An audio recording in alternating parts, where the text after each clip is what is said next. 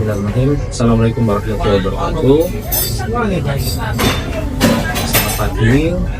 Alhamdulillahirrahmanirrahim. Hari ini kita melanjutkan observasi dan wawancara dengan ahli kesehatan.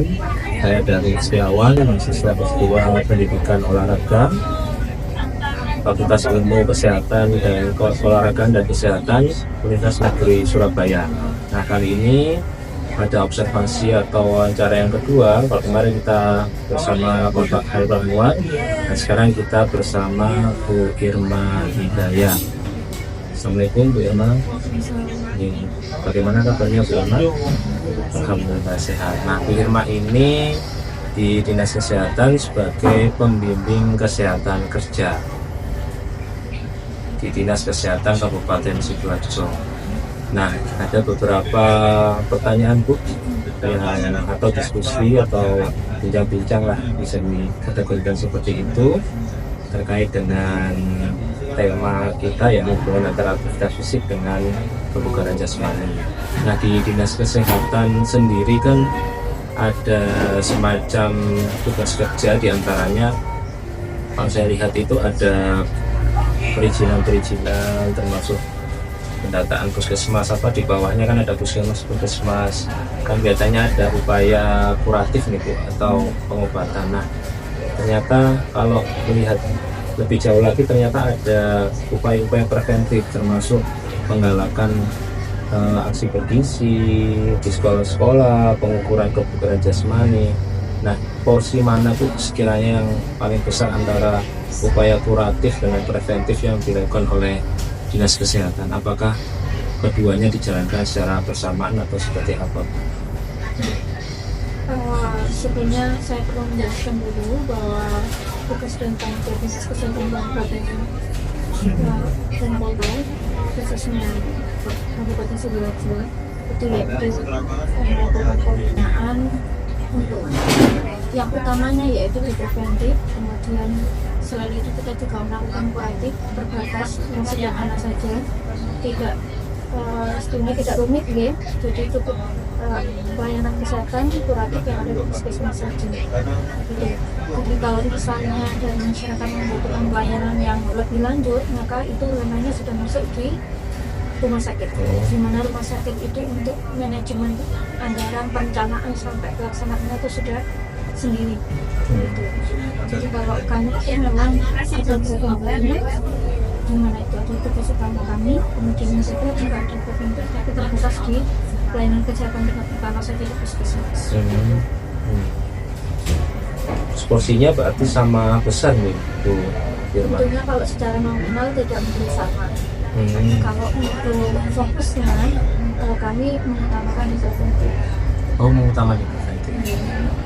Kemudian terkait dengan ini Bu, ada kesehatan olahraga di Sport Development Index tahun 2022 itu angka kebugaran atau partisipasi olahraga di masyarakat itu kan mengalami penurunan ya dibanding tahun 2021. Ada di 2021 itu 32,80, kemudian di tahun 2022 itu 30,93. Nah, padahal Indonesia itu punya rancangan pada tahun 2045 itu menginginkan ada partisipasi olahraganya itu dari masyarakat 60%. Nah, kalau melihat seperti itu, bagaimana pendapat dari Irma sendiri? Memang dari pemerintah kami juga sudah menyiapkan seperti itu, rencananya seperti itu. Namun di tahun 2019 kita kan mengalami pandemi itu. Jadi COVID itu seperti namanya disebut COVID-19, ditemukan pertama kali di China itu di akhir tahun 2019, sedangkan di negara-negara lain khususnya di Indonesia itu tahun 2020, 2021 itu kita masuk fase-fase seperti masyarakat yakin tidak yakin. Untuk yang yakin otomatis mengurangi mobilitasnya kan. Untuk yang tidak yakin ya tetap melakukan aktivitas sehari-hari seperti biasa. Ya kan itu dimungkinkan pada tahun 2021 itu masih lumayan tinggi dibandingkan tahun 2022. Di mana 2022 itu sudah banyak kita diperlihatkan baik di media televisi di sekitar kita itu banyak yang korban jiwa akibat COVID-19 sehingga masyarakat sudah benar-benar yakin bahwa COVID ini benar-benar ada sehingga membatasi mobilitas terutama di masyarakat kita kan biasanya yang namanya olahraga itu selalu panjangnya harus dilakukan di luar. Iya. Padahal olahraga itu kan bisa dilakukan di rumah dengan kita mungkin menonton buku, olahraga bisa kita skipping, bisa di rumah. Mungkin keterbatasan itu di masyarakat kita juga. Kalau sebawa lebih banyak sehingga alat-alat itu tidak tersedia di rumah, yang belum terpikirkan ide-ide itu untuk berolahraga di rumah melalui YouTube, sehingga partisipasi untuk berolahraganya juga menurun. Ditambah lagi gamburan dari penggunaan gadget yang tidak bertanggung jawab, khususnya anak-anak kita tidak diiringi dengan kedewasaan menggunakan gadget sehingga kebiasaannya harus itu dari tahun terus masih ada dan itu yang sampai detik ini masih terus berupaya untuk bagaimana merubah perilaku mager masyarakat ini. Bu Irma ya, kemudian dari amanah Bu Irma kan pembimbing kesehatan juga. Itu apakah ranahnya juga guru gitu untuk kesehatan atau seperti apa? Kesehatan kerja sebetulnya sasarannya itu secara umum adalah usia produktif, di mana nanti hubungannya dengan pekerjaan, bagaimana kita bisa lakukan upaya preventif supaya sehat dan bugar, dengan masyarakat produktif, kesehatan tinggi, kesehatan bugar, sehingga nanti ujungnya yaitu supaya bisa produktif dengan baik, kemudian tidak mudah lelah, gitu. Di mana kami memandang guru ini juga bagian dari masyarakat kerja di usia produktif, maka guru juga bagaimana kami memberikan pendidikan. Kalau untuk guru itu apakah sama dengan siswa, ada tesnya, tes kebugaran atau seperti apa? Sama. Hanya saja ini aja form kuesioner untuk kesiapannya untuk melakukan tes itu yang menjadi pertanyaannya. Tapi kalau untuk tesnya sama, kita juga menggunakan juga rokok itu, tapi memang kalau siswa itu jaraknya berbeda dengan kalau untuk siswa kan 1.600, kalau untuk guru berarti perbedaan. Ya kalau siswa itu kan sama kalau kelas 4 atau kalau iya. Kalau yang di bawah itu tidak boleh. Kalau untuk guru berarti sama ya. Kalau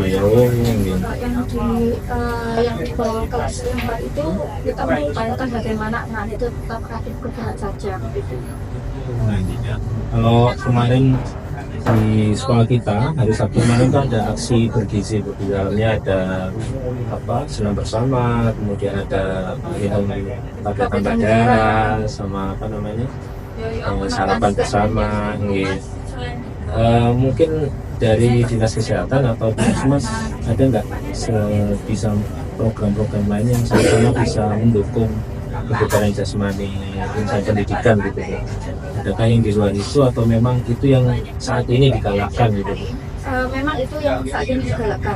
Namun kita juga kita di 2 tahun terakhir ini juga mengadakan lomba senam jantung iya. Biar remaja, jadi kita meningkatkan sebagai kader lomba jantung remaja itu untuk supaya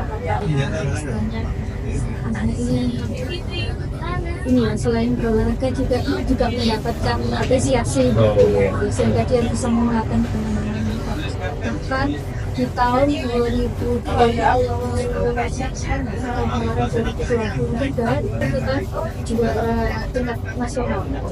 2023 SMP 4 dan tahun ini iya di Budopo soalnya di pelaksanaan harmoni. Jadi itu yang program yang luar biasa yang dilakukan oleh Dinas Kesehatan. Ini mungkin itu dulu Bu, sementara karena mungkin ada pekerjaan lain yang dilakukan oleh Bu Irma. Mohon maaf mengganggu waktunya. Demikian teman-teman sekalian untuk tugas pada riset dan isu dan riset pendidikan olahraga pada kuliah S2 Pendidikan Olahraga, saya Darus Setiawan mengucapkan terima kasih. Kami akhiri. Assalamualaikum warahmatullahi wabarakatuh.